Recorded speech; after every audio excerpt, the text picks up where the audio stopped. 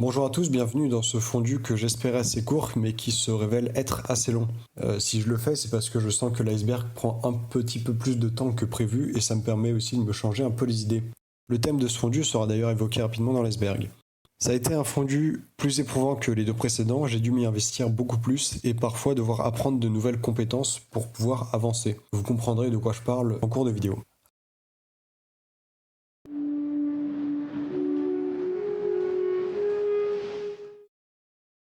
Après mon secondaire et Oscar, on va s'intéresser à Jason alias Crèche. Il rejoint Twitter en mai 2020. Au cœur du FC Poète, on l'associe assez rapidement à Oscar par leur complicité et leur proximité géographique. Évidemment, vous voyez venir l'équation d'ici, complicité plus proximité égale rencontre. Les plus matheux d'entre vous me diront, mais Maxos, une équation est, en mathématiques, une relation, en général une égalité, contenant une ou plusieurs variables. Résoudre l'équation consiste à déterminer les valeurs que peut prendre la variable pour rendre l'égalité vraie. La variable est aussi appelée inconnue, et les valeurs pour lesquelles l'égalité est vérifiée solution. Or, dans ton calcul, il n'y a pas d'inconnu. Ce à quoi je répondrai bravo pour avoir appris par cœur la définition d'équation, mais je répondrai aussi que les inconnus de l'équation sont les suivantes, Oscar et Jason. Nous avons vu dans le premier épisode de Fondu, spoiler évidemment, que mon secondaire était en fait une entité.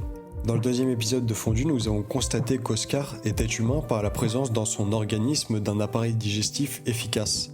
Les scienceux me rétorqueront, mais Maxos, la présence d'un appareil digestif chez un être vivant ne fait pas de lui un humain. Il y a plein d'êtres vivants qui ont des appareils digestifs et qui ne sont pas des humains. Le crocodile, par exemple. Très bien. Alors expliquez-moi pourquoi il n'y a pas d'article Wikipédia appareil digestif crocodile, mais appareil digestif humain existe. Bien dit ça. Vous avez sans doute compris le pattern que je suis et on va l'appliquer à notre ami Jason. En effet, vous ne trouvez pas bizarre que l'amitié la plus iconique du FC Poète n'ait jamais débuté IRL ? Et ce après que le Time leur ait consacré la couverture du numéro Person of the Year 2022 ? Vous en conviendrez, c'est plus qu'étrange. Je me suis dès lors lancé dans une enquête approfondie sur la nature véritable de Jason. Je suis parti d'une réflexion assez basique sur l'impossibilité de cette rencontre. Pourquoi ne pouvaient-ils pas se rencontrer ? C'est pas un problème de distance, ils habitent relativement près, du moins sur l'échelle de leur amitié. Très belle phrase ça. Les deux sont enthousiastes à cette idée, donc aucun souci de ce côté-là. Et c'est en écrivant cette phrase que j'ai eu un déclic. Un détail en début de phrase m'a interpellé. Lequel ? Je me revois écrire la phrase, analysant chaque pensée, à chacun des mots que je tapais, après avoir mûrement réfléchi à la pertinence et au sens de chacun pendant plusieurs minutes. Et là, l'illumination a surgi. Les deux sont. Juste sont.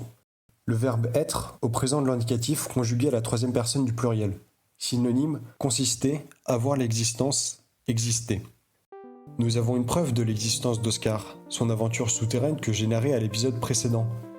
Mais en ce qui concerne Jason, nous n'avons à vrai dire aucun indice quant à une présence physique, uniquement des tweets et des interactions.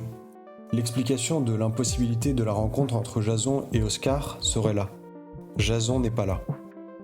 Je sens que vous êtes dubitatif après avoir entendu cette affirmation. À vrai dire, je sens surtout mauvais. Il me faudra une douche.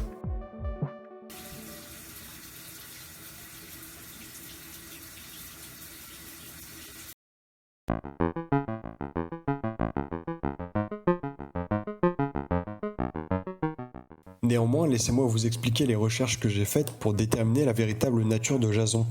Elles sont un peu brouillonnes mais relèvent plus d'un tâtonnement que d'une véritable recherche structurée avec un objectif précis dans la mire.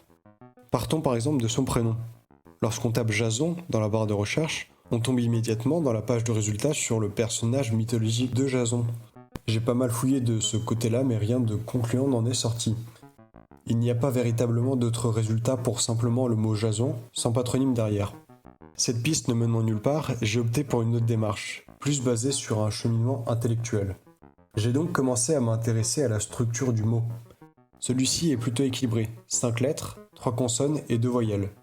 Ces dernières sont placées de sorte à encadrer la lettre centrale du prénom, le S. Le nom commence par une consonne, puis vient une voyelle, nouvelle consonne, la fameuse lettre centrale S, la seconde voyelle, et enfin la consonne qui clôt le nom. À première vue, le nom paraît simple, mais en fait très structuré et méthodiquement calculé pour être une alternance de consonnes et de voyelles qui pourrait, si on le souhaitait, continuer à l'infini. Bon, c'est une réflexion que je me suis faite sur le moment, mais en réalité, elle ne m'a pas servi pour avancer et ne ferait que prendre tout son sens que plus tard. L'un des éléments de la structure du prénom m'a néanmoins permis de progresser. En effet, lorsque j'ai mentalement séparé chacune des lettres, je les ai visualisées l'une après l'autre. Pour rendre ma réflexion plus palpable, plus matérielle, j'ai tracé chaque lettre en majuscule sur une feuille, légèrement espacée.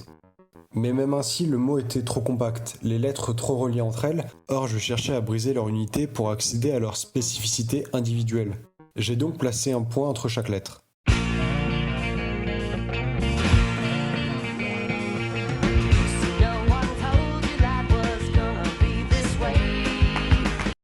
Et ça a tout changé dans mon esprit. Et si j'éclatais le mot en deux portions plutôt qu'en petites fractions? Vous le savez, lorsque je parle de portions, je ne veux pas nécessairement dire qu'elles sont égales. J'ai donc testé plusieurs combinaisons, avant d'arriver à un résultat qui me convenait. jas.on. Et vous savez pourquoi ça me convenait? Ça me rappelait quelque chose. Un nom de domaine. J'ai à ce stade-là failli déchanter, quand après une courte recherche, j'ai découvert que le domaine .on n'existait pas. L'abréviation ON correspond à l'Ontario, mais les États ne possèdent pas de domaine propre. Et puis est venue une période de réflexion où j'essayais de relier le .on, intimement persuadé de sa justesse, à quelque chose qui ne m'était pas inconnu. Et l'illumination a eu lieu. Et si le nom de domaine n'était pas complet? Et si je devais par moi-même rajouter des éléments? Le .on m'était familier, mais je devais rajouter des lettres pour le compléter. C'est l'heure du désormais traditionnel cours rapide, cette fois-ci sur les noms de domaine.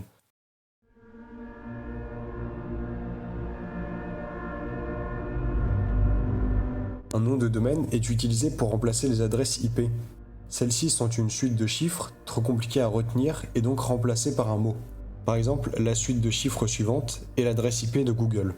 Si vous la rentrez dans votre barre de recherche, vous êtes immédiatement redirigé vers google.com. En parlant de .com, les lettres après le point correspondent à des domaines. Les domaines nationaux comme .fr ou .be désignent un domaine associé à des pays, ici la France et la Belgique.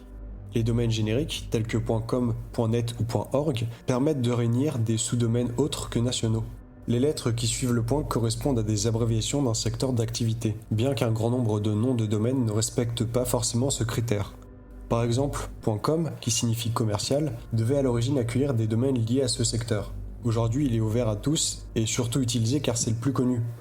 .net, lui, correspond à network. Réseau en français devait s'appliquer aux sociétés en lien avec les technologies de réseau, par exemple les fournisseurs internet.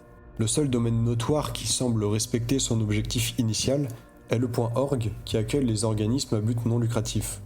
Il existe un autre type de domaine, les pseudo-domaines. Il s'agit à l'origine de permettre à des courriers électroniques d'être acheminés sur internet via d'autres réseaux. En effet, à une époque où Internet n'était qu'un réseau informatique parmi d'autres, il était possible de rediriger son courrier via d'autres plateformes. Par exemple pour Bitnet, fondé en 1981 et qui permettait à plusieurs universités américaines de partager un réseau, il fallait rajouter .bitnet à la fin. Bien que ces réseaux soient plus que rares en 2022, l'hégémonie d'Internet ayant écrasé toute concurrence, certains logiciels continuent d'utiliser ces pseudo-domaines spécifiques.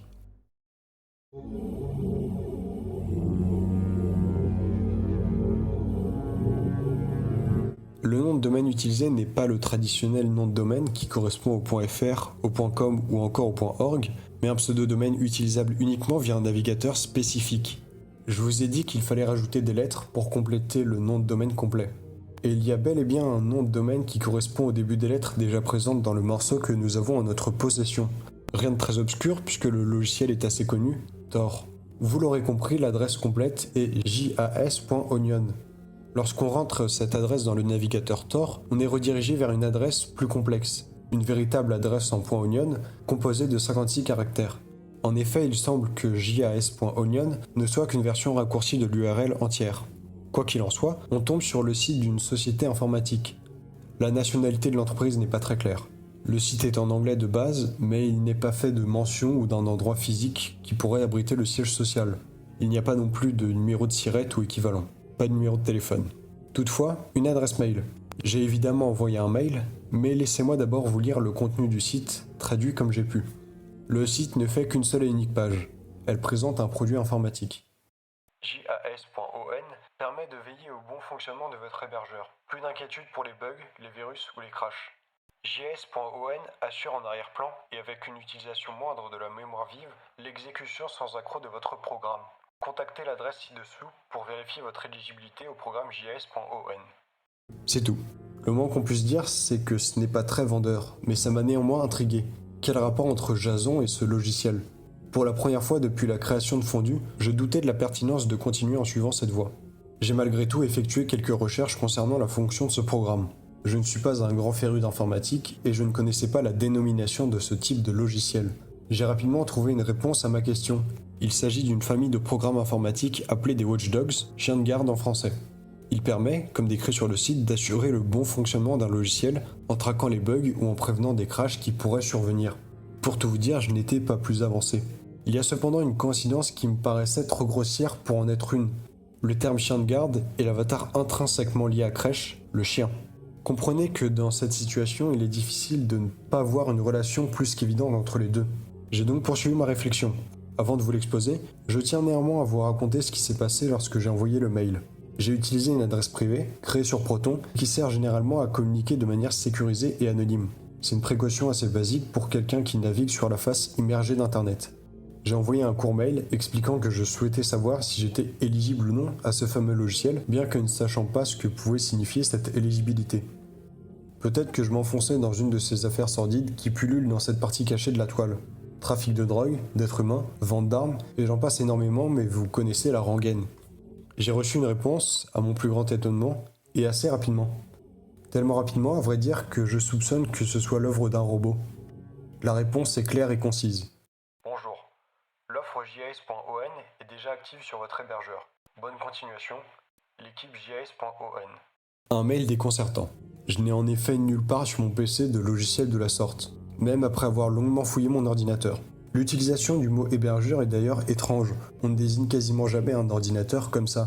Le terme est plutôt utilisé pour l'hébergeur internet. Mais passons. Je me suis dit qu'il devait s'agir d'une erreur, le robot envoyant les réponses n'étant pas au point. Revenons à ma réflexion. Je vais vous décrire assez vaguement et rapidement le chemin mental que j'ai effectué. Il est ici résumé en quelques secondes, mais j'ai en réalité passé plusieurs heures à réfléchir à la situation. Jason est un chien de garde, ou watchdog. Son but est d'empêcher une défaillance, un bug ou un crash dans un programme informatique.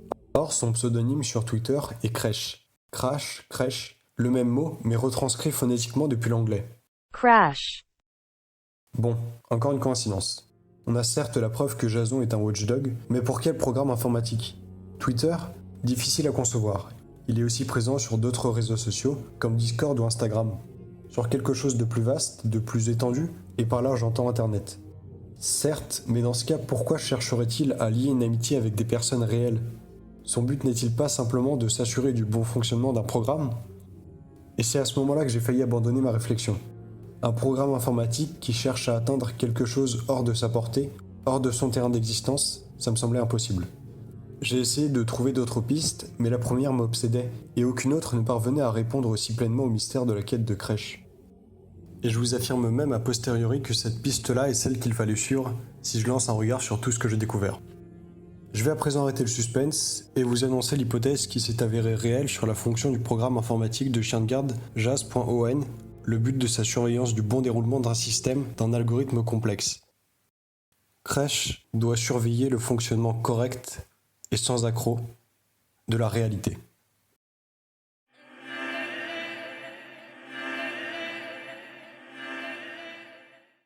Dit comme ça paraît absurde et impossible. J'ai pensé la même chose au début.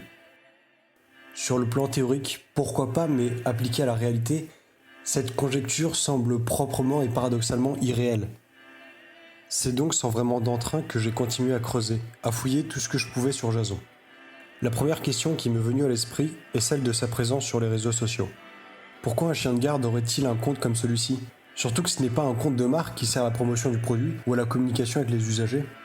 C'est un compte tenu par un particulier. Sauf que nous savons que Jason n'est pas un particulier, mais un logiciel. Alors à quoi bon ? Eh bien la réponse m'est venue assez naturellement en me souvenant d'un événement qui avait eu lieu sur Twitter quelques années auparavant. Vous en avez peut-être déjà entendu parler, vu le fiasco total de cette affaire. En mars 2016, Microsoft lance sur Twitter un compte tenu par une intelligence artificielle appelée Tai. Évidemment, je ne suis pas un expert en intelligence artificielle, donc je n'emploie pas de termes techniques. Je me contente uniquement de raconter les faits comme vus par quelqu'un de l'extérieur, sans m'attarder sur les détails complexes. Celle-ci était censée apprendre de ses interactions avec les utilisateurs et ainsi adapter ses réponses en se calquant sur un schéma de pensée livré par Twitter. Vous connaissez les réseaux sociaux, et l'homme en général. Au lieu de prendre au sérieux cette expérimentation et d'aller dans le sens des programmateurs, les utilisateurs vont tenir des discours racistes, antisémites, complotistes, bref, un condensé de haine. Cela va se répercuter sur le comportement, entre guillemets, et sur les tweets de l'IA. L'expérience va rapidement être stoppée et le compte Twitter va fermer. Une nouvelle tentative sera faite quelques mois plus tard, en décembre, mais passera relativement inaperçue par rapport à la première version. Tout cela pour vous dire que je soupçonne fortement le compte Twitter de Jason de tenter une expérience similaire, cette fois-ci en toute discrétion. Et cette hypothèse laisserait d'ailleurs sous-entendre qu'en plus d'être un logiciel de chien de garde, Crèche serait de même une intelligence artificielle.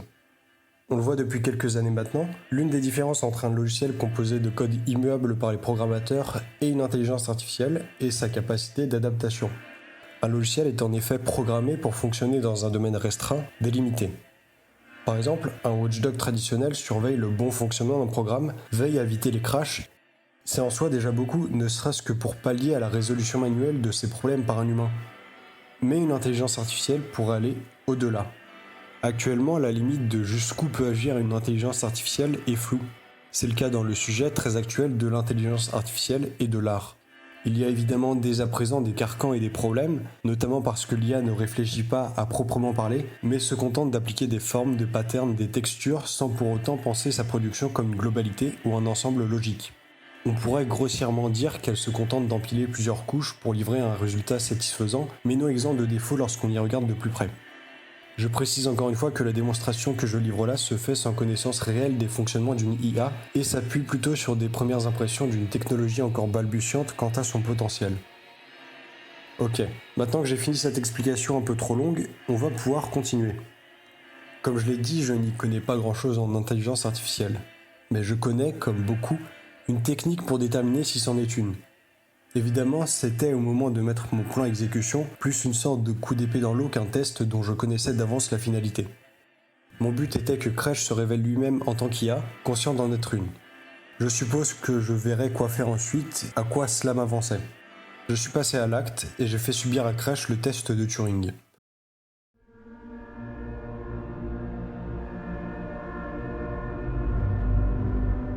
Je pense que tout le monde connaît en substance ce en quoi il consiste, mais il me paraît intéressant de faire un rapide rappel. Le test de Turing porte le nom de son créateur, Alan Turing, mathématicien et cryptologue britannique, père de l'informatique, des concepts de programme et de programmation, héros de guerre par sa participation à la mise en place d'un système permettant de décoder les messages de la machine Enigma, et auteur donc du test de Turing. Le but, tant scientifique que philosophique de cette expérience, est de déterminer si une machine est pensante ou non. Pour cela, Turing s'inspire du jeu de l'imitation, où un homme et une femme, dans des pièces séparées d'un jury, doivent le convaincre qu'ils sont tous deux des femmes.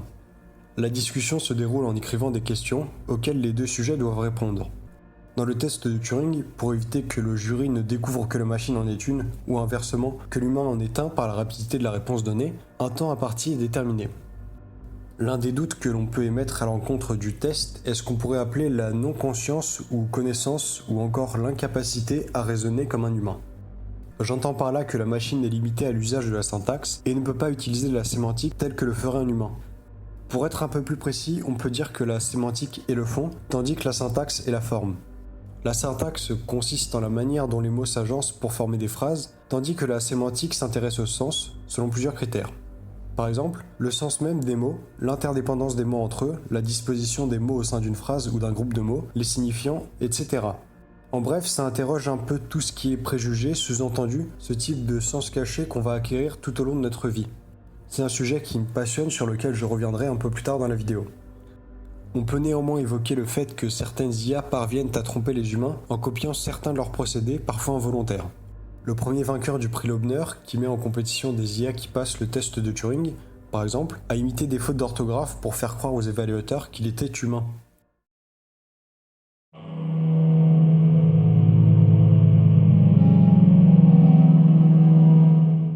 Le but du test est de déterminer si la machine est pensante ou non. Initialement, l'interrogateur ignore si l'entité en face de lui est un ordinateur ou un humain. Mais là, je le sais, du moins je le soupçonne fortement et je vais en user. Mon but est de pousser la machine à douter de ma propre nature et ainsi à se dévoiler elle-même. Je vous avoue que sur le moment, j'ignorais à quoi cela pouvait réellement mener. Et j'ai l'impression de me répéter souvent, mais cette investigation est complexe et l'avancée se fait par à-coups, sans doute à cause de mes faibles connaissances en informatique. Avant de commencer ma discussion avec Jason, j'ai d'abord créé un nouveau compte Twitter. Je me fais ainsi passer pour une personne qui ne connaîtrait pas Jason et celui-ci ne pourrait pas utiliser ce fait pour déterminer le sujet. C'est une décision risquée car, paradoxalement, il pourrait refuser de me parler justement parce qu'il ne me connaît pas. Mais si c'est le cas, je me rabattrai sur mon compte premier et je ferai avec les difficultés. Je me suis d'abord inspiré du test de Turing en posant quelques questions basiques. Sa nourriture préférée, ce qu'il aime faire, etc. Le test contient originellement quelques questions portant sur la logique, le plus lourd entre 1 kg d'acier et 1 kg de plumes, compléter une suite de chiffres, etc. Mais j'ai décidé de ne pas en poser, considérant qu'elle détonnerait trop avec le ton de la discussion. J'ai ensuite varié mes questions tout en diluant le tout dans un semblant de conversation. Inutile de vous dire que ça m'a pris de longues heures. Je vous épargne évidemment cette partie, pas très intéressante et banale. Un élément qui m'a fortement aidé est la personnalité constante de Jason. En effet, quel que soit le compte utilisé, il adopte la même psychologie, que ce soit pour parler à Maxos ou au compte spécialement créé. Et l'un des aspects de sa personnalité dont je me suis servi est sa générosité. J'ai donc décidé, en plein milieu de notre conversation, de surprendre, pour autant que ce soit possible, l'IA. Le but étant d'essayer d'aller à l'encontre de toute anticipation qui avait pu être calculée par l'IA en donnant une réponse qui ne correspondait pas à la personnalité que j'avais adoptée.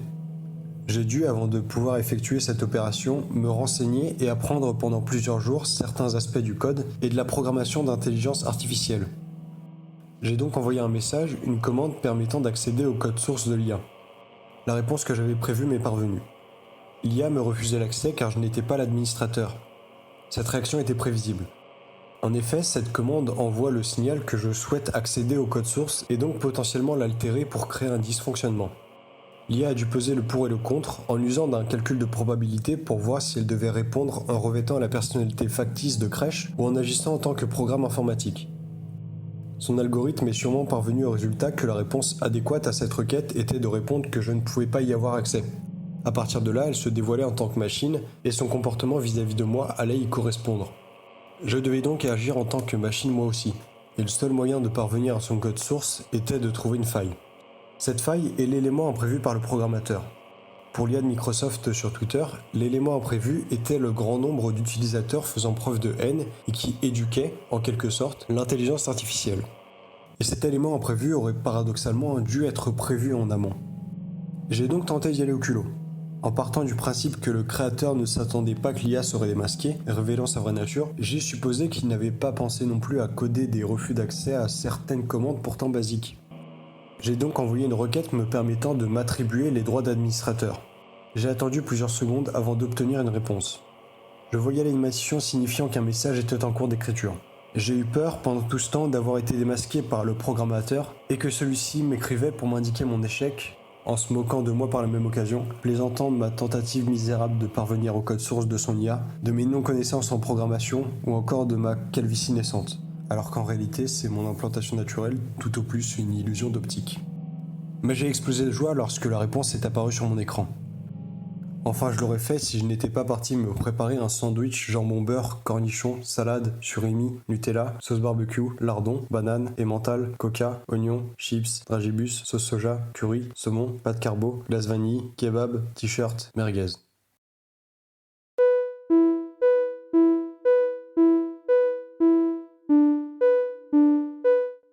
J'ai donc pu paramétrer de nouveaux accès administrateurs et parvenir enfin au code source. J'ai pour ça envoyé une demande de m'ouvrir le code source. Il m'a été envoyé au moyen d'un lien me dirigeant vers un téléchargement automatique d'une archive zippée. J'ai vérifié, avant d'en extraire le contenu, la sécurité. Il ne contenait pas de virus ou autre logiciel malveillant. Le dossier extrait était lourd, près de 20 gigas. Il y a dans celui-ci plusieurs fichiers, plusieurs programmes en fait. Ceci détermine les différents usages que l'on peut faire avec l'IA. Je vais vous faire une liste rapide des programmes dont j'ai compris l'usage.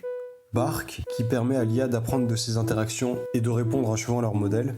JS.on COP Timer, qui est le fameux système de chien de garde évoqué plus tôt.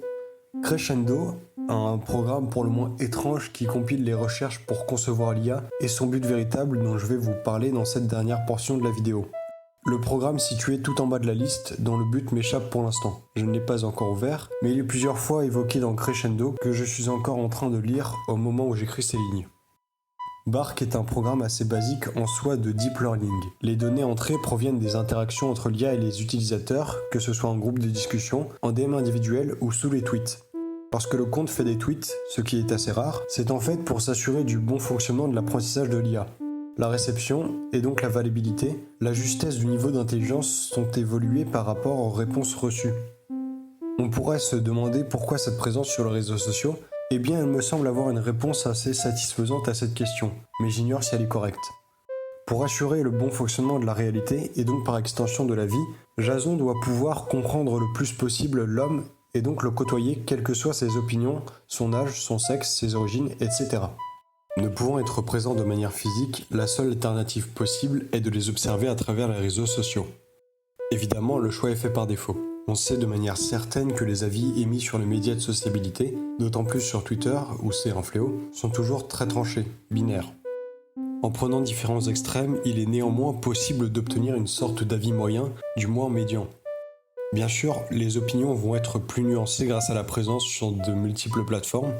J'ai évoqué Twitter, Instagram et Discord, et ces exemples peuvent paraître gênants quant à une présence majoritairement jeune, mais il est probable que l'observation de Jason se porte aussi sur des réseaux peuplés de personnes plus âgées, comme LinkedIn ou Facebook. On pourrait regretter d'ailleurs l'absence de personnes plus vieilles n'utilisant pas les réseaux sociaux ou n'ayant pas accès à Internet. Elles représentent néanmoins une minorité.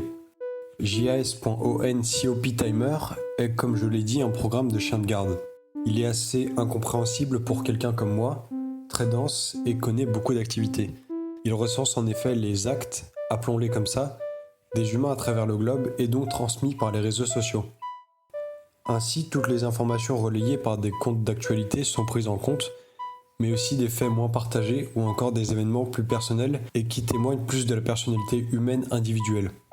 Les faits peuvent être soit positifs, soit négatifs, soit neutres. Vous vous doutez qu'avec la situation actuelle du monde, les faits négatifs sont très conséquents, que ce soit en termes de gravité ou en termes d'ampleur. Les différents conflits prennent une place majeure dans l'évaluation négative, de même que les catastrophes humaines, naturelles ou industrielles. Mais les faits positifs, bien qu'à une échelle moins grande, permettent de contrebalancer les négatifs par leur nombre en tant que petits faits à échelle individuelle. Les faits neutres sont des actes banals dont on ne retient ni plaisir ni déplaisir. Leur recensement est plutôt rare, les gens n'ayant pas forcément envie de le partager sur les réseaux sociaux. Il s'agit d'une catégorie plus ou moins exhaustive qui inclut des faits comme l'action de se déplacer chez soi, d'une pièce à l'autre, sans ressentir une émotion négative ou positive. Je suppose qu'en fonction de ces faits, l'IA détermine quel est le chemin le plus utile à suivre pour les humains et la réalité en général.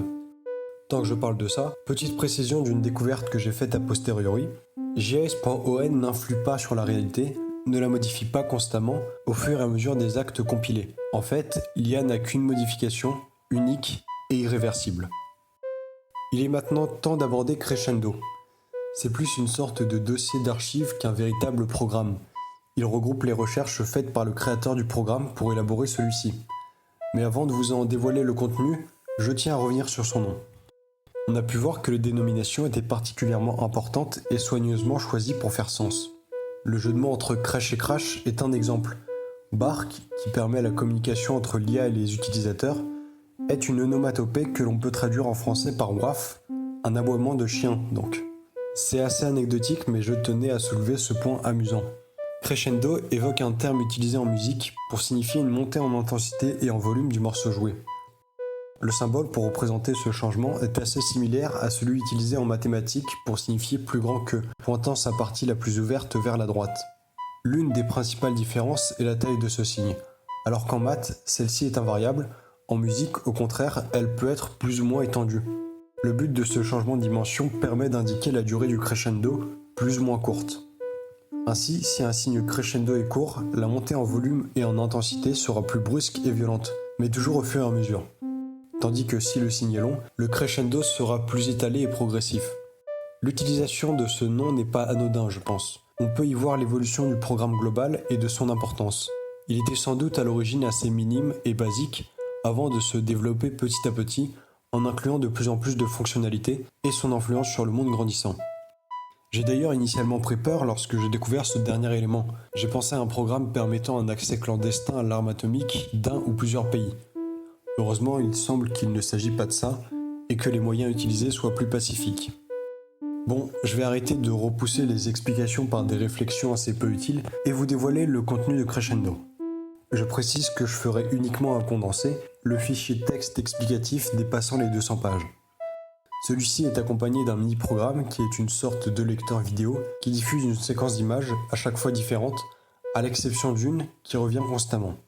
J'ai eu beau lancer ce programme une 50aine de fois, à chaque fois en faisant un enregistrement d'écran pour pouvoir comparer chaque image avec les autres déjà sorties, jamais je n'ai eu de correspondance, sauf pour cette fameuse image. Je vous montrerai un peu plus tard l'une des sessions, mais d'abord je dois vous expliquer la base du projet, là où tout a commencé. Une sorte d'expérience scientifique à base d'une intelligence artificielle déjà en développement au cours du début de l'expérimentation. J'ignore d'où provient celle-ci, mais je dirais que c'est probablement le fruit d'une grande entreprise ou d'un organe d'un gouvernement. Il me semble impensable qu'un particulier ait pu développer en premier lieu quelque chose d'aussi puissant seul, aussi génial soit-il. Mais je me trompe peut-être. Je n'ai rien pour le savoir, le créateur parle assez peu de lui-même dans le document et se contente de relater l'avancée du projet. Comme je le disais, le créateur, dont je ne connais pas le nom, s'est servi d'une intelligence artificielle préalablement en développement. Je désignerai d'ailleurs l'auteur du projet par l'expression son créateur, bien que je voudrais signifier le fait qu'il n'est pas le programmateur originel. On a parlé du potentiel de l'IA en général, et son créateur s'est servi de celle-ci pour mettre au point un algorithme qui, selon une activité ultra précise de la partie du cerveau qui sert au rêve, permet de déterminer les images vues par le rêveur. Le témoignage des rêveurs permet donc d'identifier un pattern, un schéma qui se reproduit à chaque fois pour la même image. Par exemple, le rêveur rêve d'une balançoire, l'activité du cerveau sera particulière. Quand un autre rêveur rêve d'une balançoire, le pattern est différent. Mais l'IA permet de repérer les similitudes, notamment par un système de deep learning.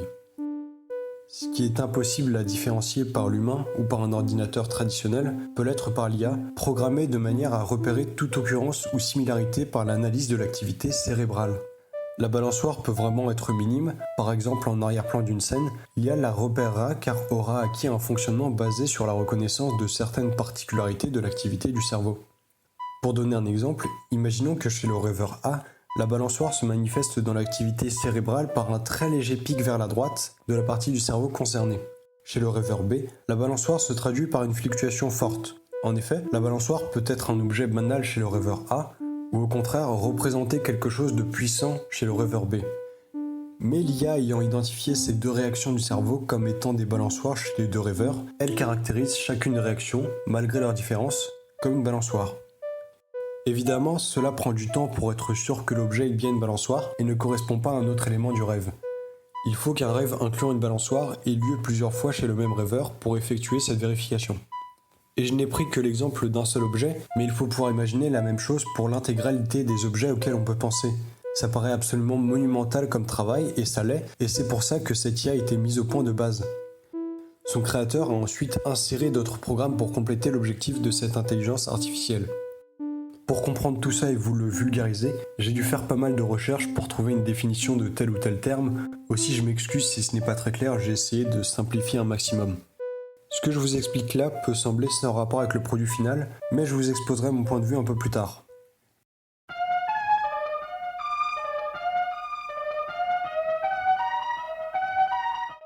L'IA est tirée de la mémoire de son créateur, les patterns de reconnaissance sont basés sur des souvenirs. L'interprétation des souvenirs qui est faite dans le document m'a rappelé un concept de la linguistique. Je vous avais prévenu qu'on allait reparler de sémantique, eh bien c'est le moment. Le créateur de l'IA théorise en fait les objets que l'on voit, entre guillemets, dans nos rêves, non pas comme leur contour, leur couleur, leur volume, etc., mais comme l'objet en tant que concept. Et ça m'a fait penser au signifiant et signifié établi par Ferdinand de Saussure, un linguiste suisse. Prenons un objet au hasard, disons une tasse. Le signifiant de cet objet est ce par quoi on le signifie. Le mot tasse, en anglais cup, en espagnol taza. Le signifié est ce que l'on signifie. Le concept de tasse, indépendant de langue et peut se dire de différentes façons. Enfin le référent, cette tasse-là précise. Pour revenir aux souvenirs, l'auteur du document théorise le fait que les objets ou les personnes que l'on voit dans nos rêves ne sont pas les référents, les objets ou personnes précises, mais les signifiés. On verrait donc les concepts des objets-personnes et ce qu'ils représentent pour nous, plus qu'en tant qu'objet-personne en soi. Pour le dire plus facilement, si c'est possible, on ne voit pas des objets mais leur signification. C'est un peu abstrait comme vision mais assez intéressant. Le fait de voir certes les objets-personnes sous leur forme de référent, mais le ressentir en tant que signifié, c'est une conception étriquée mais tout à fait plausible. Je ne suis pas sûr que ce que je raconte soit très clair, donc je vais donner un exemple. Imaginons que cette tasse nous rappelle un moment particulier, agréable, disons une journée d'été ensoleillée. Dans notre rêve, bien que nous voyions cette tasse, nous pensons en fait à cette fameuse journée. Je suppose donc, d'après ces explications, que les images montrées par le programme Crescendo sont tirées de rêves qui incluent les souvenirs du créateur. Ces images sont à la fois un mélange de signifiés et de référents, d'objets et de sensations liées aux objets. Ok, intéressant.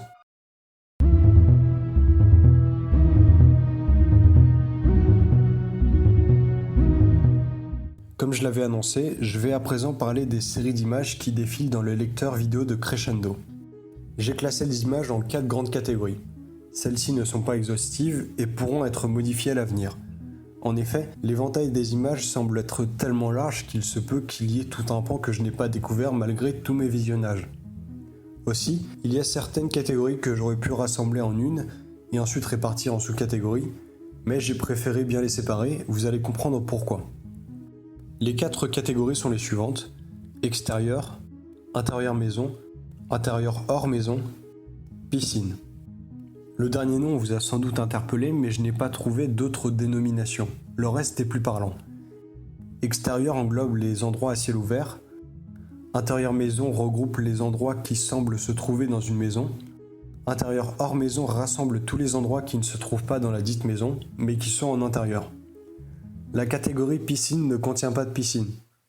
Étonnamment d'ailleurs, on pourrait s'attendre au contraire, vu que les noms précédemment donnés désignent des endroits qui correspondent à leur qualificatif. À vrai dire, je n'ai pas trouvé d'autre manière de les appeler. Honnêtement, vous auriez nommé ça comment, vous ? Étrangement, ces piscines reviennent assez souvent dans la série d'images.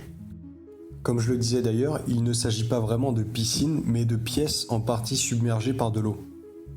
Ce qui me donne envie de qualifier cette catégorie ainsi est la couleur de l'eau.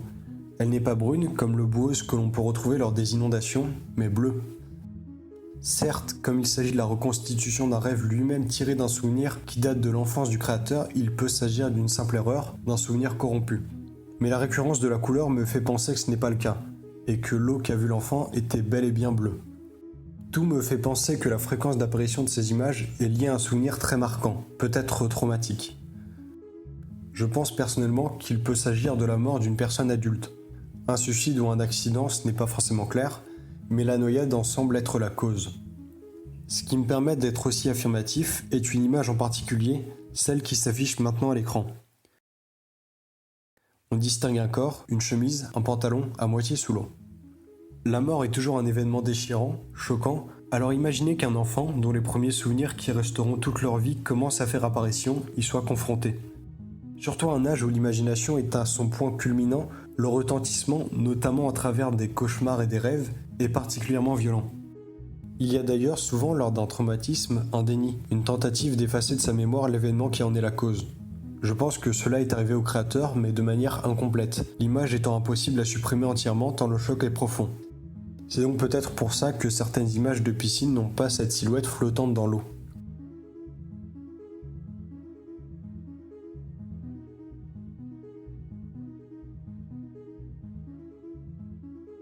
À contre-cœur, je vais devoir évoquer la cause et les circonstances que je suppose concernant cette mort.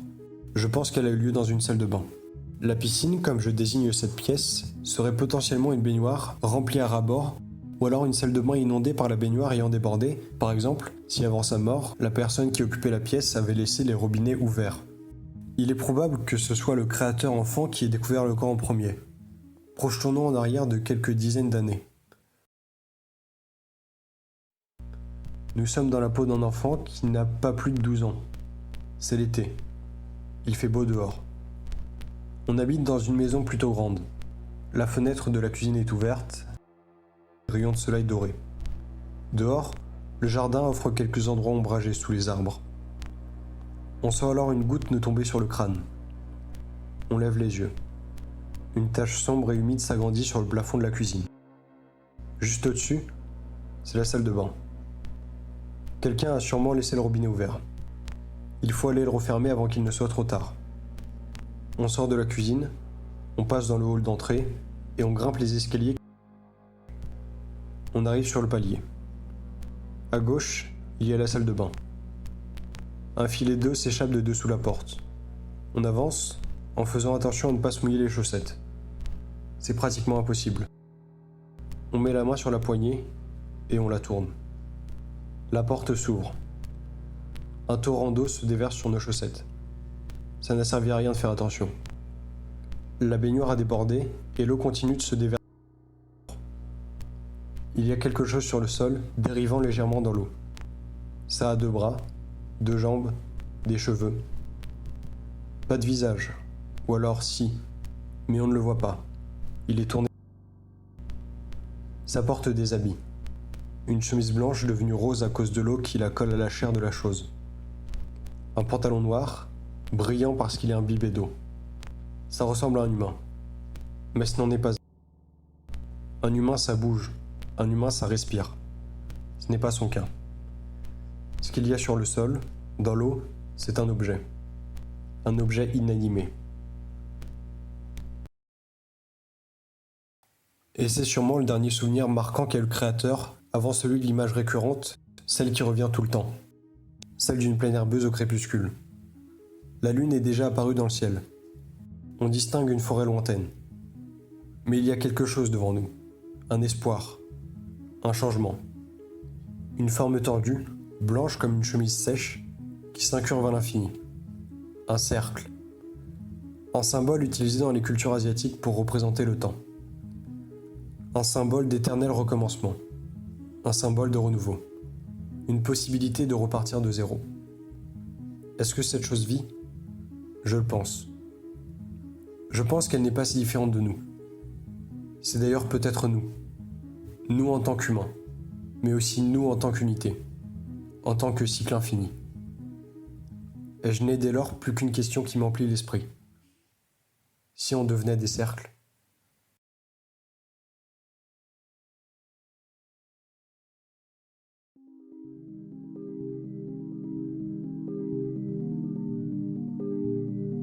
Et si tout ça était prévu pour être découvert ? Et si cette sorte de jeu de piste, puisque c'est bien à ça que ça ressemble, était destiné à des personnes qui cherchent ce qui se trouve derrière le rideau de la réalité, qui essaient de percer le mystère d'un monde où tout n'est qu'apparence, une scène de théâtre géante où les coulisses dissimulent le véritable aspect de l'existence, un cosmos métaphysique vertigineux. Et si ce que nous avons devant les yeux actuellement n'est qu'une infime partie de l'envers du monde ? Et si le Créateur avait découvert un chemin pour se faufiler de l'autre côté ? Et s'il nous invitait à y entrer à notre tour ? Pour nous permettre de vivre quelque chose d'inédit, pour nous permettre de continuer de vivre en ayant une raison pour cela, pour éviter de reproduire ce qui a déjà été fait trop de fois. Ce qui a été fait en pensant qu'il n'y ait plus de raison. Ce qui a donné à un enfant le souvenir d'une chemise blanche et d'un pantalon noir mouillé. Avec tous les événements qui ont lieu depuis quelque temps, est-ce que ce serait pas mieux de se donner une seconde chance ? Est-ce que ce serait pas mieux de recommencer ?